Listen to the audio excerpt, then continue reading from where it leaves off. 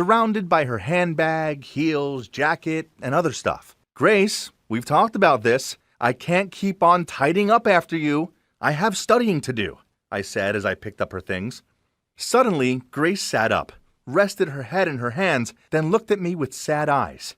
An uneasy feeling welled up in my heart. Oh no, what was wrong? She sighed, and as she glumly stared at the floor, she said, "Easton, pack your things. We're moving out tomorrow." "What? Again?" I couldn't contain my shock. "Why, Grace? Do you owe someone money again?" Grace didn't answer, so I worriedly asked, "How much do you owe this time?" $7,000, she mumbled. "What? $7,000? That's crazy. What did you borrow so much money for?" I plopped down on the sofa in disbelief. I sat there, frantically wondering how to deal with Grace's enormous debt. Her extravagant spending habits had started after our parents passed away. I guess she was trying to numb out her grief with the latest must-have outfit. Then suddenly, she burst out laughing. "Come on, bro, I'm just kidding." "Huh?" I gaped at her.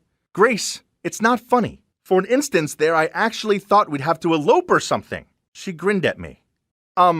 If there's no debt, then why are we moving again?" I followed her as she walked out of the room, took a piece of fajita, and popped it in her mouth. Then she began to tell me everything. Turns out she'd found herself a sugar daddy fiancé, and we were moving in with him. I frowned at her. "So what, now you're marrying some granddad? Why do you—" Without letting me finish my sentence, Grace tapped my head with her knuckle. "Do you seriously think a beautiful and famous model like me would marry some old man? Yet, even as a famous model, you still can't afford all of your branded goods, then you have to keep on moving house all the time to avoid the debt collectors." I winked at Grace. She was about to hit me on the head again, but I dodged it. Ha! The next morning there was a knock at the door, so I opened it to find a good-looking man in his mid-40s standing there. Turns out he's Owen, my future brother-in-law. Before I had a chance to say anything, Grace tottered over in her heels and wrapped her arms around his neck. "Honey, why are you so late? I'm so nervous." Smiling, Owen said, "Darling, there's nothing to worry about. Everything's ready to welcome you and Easton." They continued coddling each other, so I quickly walked away.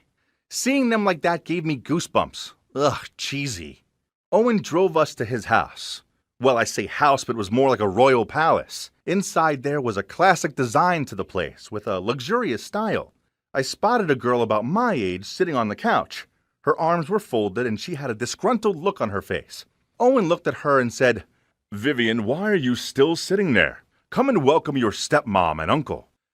Vivian smirked and coldly replied, "No thanks. I'm not in the market for a new stepmom, especially one who's barely out of high school."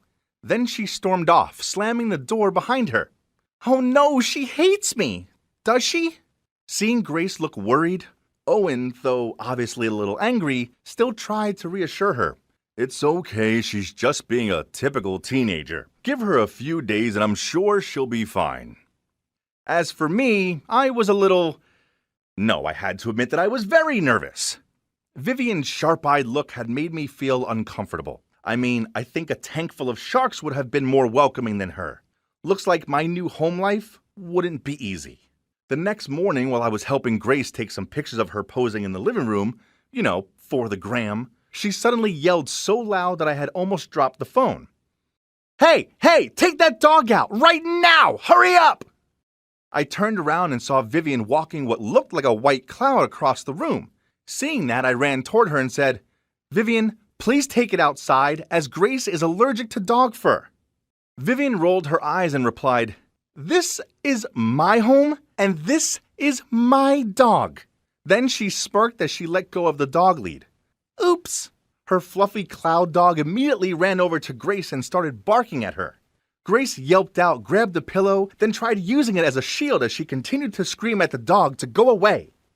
At that moment, Owen appeared from upstairs, and with an angry look on his face, he snapped at her. "Vivian, get Teddy out of here right now." "No, it's them who should leave," she argued, while her dog barked so hard that Grace huddled up tighter in the corner of the couch and cried non-stop. Vivian, you've been warned. If you do it again, then I'll have no choice but to find Teddy a new home. Owen shouted loudly. Vivian huffed out, then gave Grace a fierce look as she picked up the dog and walked off. Man, it was true that life here wasn't easy at all, and it was about to get a lot harder. The next day, I was rearranging my new room when I heard a loud noise coming from downstairs.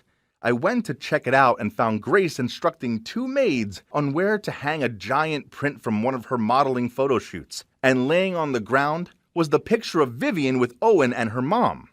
Move a little right? No, a little left. Okay, Grace ordered them. I hurried over to her and asked, what are you doing? She smiled. I'm just making a few decor adjustments. It looks far more luxurious now, don't you think? Then she picked a gray vase off the table and threw it into the trash can, then placed a double swan figurine in its place. Now that's much better. She rubbed her hands together.